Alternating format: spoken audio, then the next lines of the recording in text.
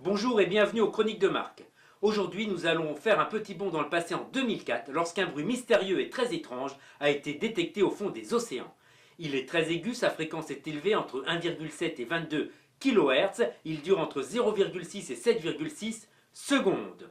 4 biologistes ont décidé de mener l'enquête lorsque l'un d'entre eux s'est dit « c'est quand même bizarre ce bruit, on dirait un bruit de paix très aigu ». Et effectivement, c'est le bruit qu'émettent les harengs lorsqu'ils pètent. Alors, les harengs ont une vessie natatoire, c'est-à-dire une poche d'air qu'ils peuvent gonfler et dégonfler à volonté, et ainsi ils peuvent contrôler leur paix.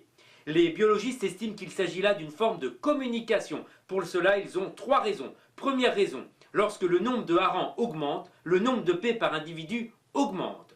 Deuxième raison, les harengs pètent beaucoup plus la nuit que le jour. Effectivement, la nuit, les harengs sont en banc, il fait noir, ils ne peuvent pas se voir. En pétant, ça leur permet de se repérer les uns par rapport aux autres et ainsi de rester en banc. Troisième raison, la fréquence de leur paix est audible uniquement par les harengs. Ainsi, ils ne peuvent pas prévenir leurs prédateurs naturels.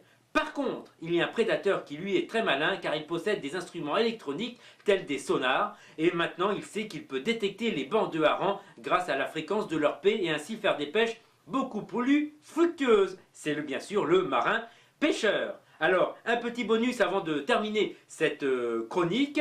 Les harengs ne pètent pas suite à leur digestion, ils pètent suite à leur poche natatoire qu'ils peuvent contrôler. Et les harengs ne pètent pas de peur, sinon l'odeur pourrait prévenir leurs prédateurs naturels. Moi je vous dis rendez-vous pour une prochaine chronique de Marc. Et si vous voulez laisser un commentaire ou découvrir d'autres sujets, je vous invite à vous rendre sur mon site www.leschroniquesdemarc.fr. A très bientôt, ciao.